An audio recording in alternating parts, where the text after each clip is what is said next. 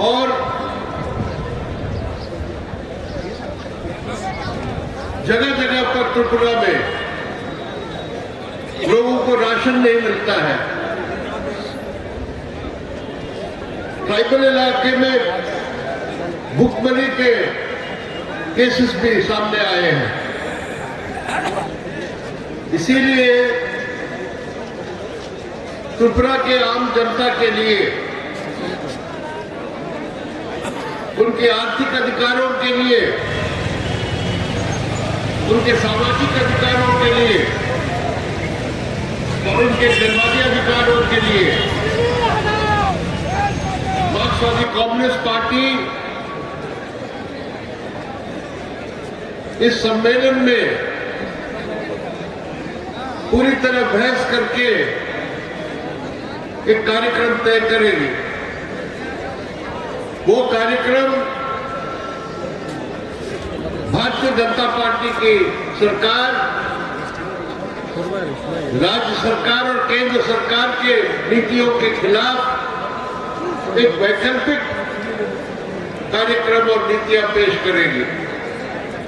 और इस सम्मेलन में हम फैसले लेंगे कि त्रिपुरा के मजदूर, किसान, खेतिहर मजदूर, कर्मचारी, नौजवान, महिला, दलित, ट्राइबल, सब सेक्शंस के लिए पार्टी लड़ेंगे, संघर्ष करेंगे और उनको साथ खड़े होकर रहेंगे। और जितना भी हमारे ऊपर दमन हो,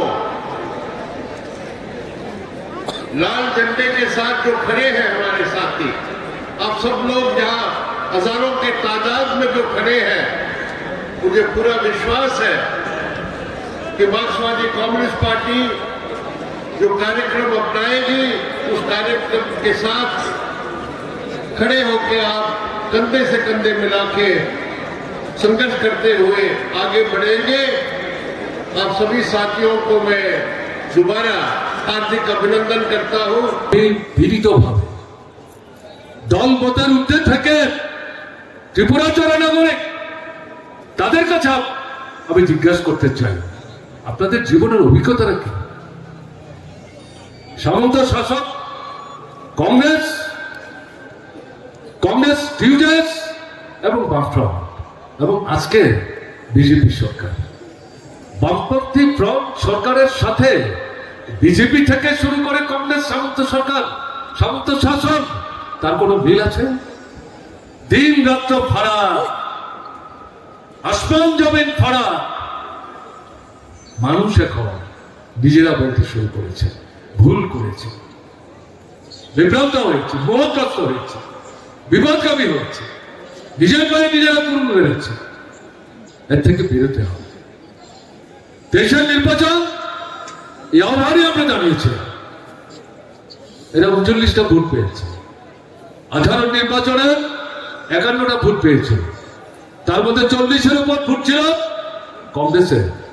কংগ্রেস যখন মার্ক্সবাদী কমিউনিস্ট পার্টির নেতৃত্বে বামফ্রন্টকে রাজনীতিগতভাবে, কর্মসূচিগতভাবে মোকাবেলা করতে ব্যর্থ, তারাই সেখানে বিজেপিকে সাহায্য করেছে মার্ক্সবাদী কমিউনিস্ট পার্টির নেতৃত্বে সরকারকে, যাতে ক্ষমতা থেকে উচ্ছেদ করা যায়। সেই বিজেপি 23-এর নির্বাচনে 39টা ভোট পেয়েছে 5 বছরের ব্যবধানে। কিন্তু এই 39 ভোট 18তে তারা যে 51টা ভোট পেয়েছিল, সেখানে কেউ আঙুল তো বলতে পারেননি যে আমি ভোট দিতে পারিনি, আমার ভোটের অধিকার হরণ করেছে, জোর করে আমার ভোট অন্যরা দিয়েছে, এরকম কোনো অভিযোগ ছিল না। রাত্র 1:30টার সময় পর্যন্ত কৈলাসহরে ধর্মনগরে মুসলিম মা 6 মাসের শিশু কোমরে নিয়ে, কাঁখে নিয়ে লাইনে দাঁড়িয়ে ভোট দিয়ে গেছেন নির্বিঘ্নে। কিন্তু 23-এর নির্বাচন, এই যে 39 ভোট, তাতে আমরা যা দেখেছি 20 থেকে 22টার বেশি ভোট বিজেপি পায়নি। বাকি যাব আপনার ভোট তারা লুট করেছে, আপনাকে আপনার ভোট দিতে দেয়নি। আগরতলা সহ ত্রিপুরার মহকুমায় মহকুমায় এই ঘটনা ঘটেছে। তারা জানে তারা কিভাবে সরকারে এসছে। মুখ্যমন্ত্রী নিজে জানেন উপনির্বাচনে বর্দলী থেকে তিনি কিভাবে জিতেছেন, পরের নির্বাচনে এই বর্দলী থেকে তিনি কিভাবে জিতেছেন তিনি নিজেই তো জানেন। আমাদের ব্যাখ্যা করার কি দরকার আছে? এরকম একটা পরিস্থিতিতে দাঁড়িয়ে এরা ভীত, এরা সন্ত্রস্ত, এরা বুঝতে পারছেন জনগণ এটাকে মেনে নেবে। তাই যেটা আপনাদের কাছে বলতে চাইছি, আমার আগে বলেছেন জিতেন চৌধুরীও বলার চেষ্টা করেছেন কেন আমাদের এই মিটিংটাকে তারা বাধা দেওয়ার চেষ্টা করেছে। বাধা দিয়ে কি মানুষকে আটকানো গেছে? পেরেছে? আপনাদের জানার জন্য বলছে, পুলিশ পরশু দিন সন্ধ্যা তো ইনসিস্ট করেছে দরখাস্তে লিখে দিন 3000-এর বেশি লোক হবে না। আরে এটা কেমন করে কথা হবে? পুলিশ ঠিক করবে আমাদের জনসভায় কত লোক হবে। শুনেছেন এরকম কাণ্ড? এটা পুলিশের কথা না, মন্ত্রিসভার রাজনৈতিক যে নেতৃত্ব, মুখ্যমন্ত্রী সহ তাদেরই এই পরামর্শ। তো আমরা তো সেখানে বলেছি দরখাস্ত না লাগলে পরে কিছু করেন না, মিটিং হবে, যেখানে আটকাবে সেখানে মানুষ বসবে, সেখানেই প্রতিনিধি পেয়েছে আজকে পারে।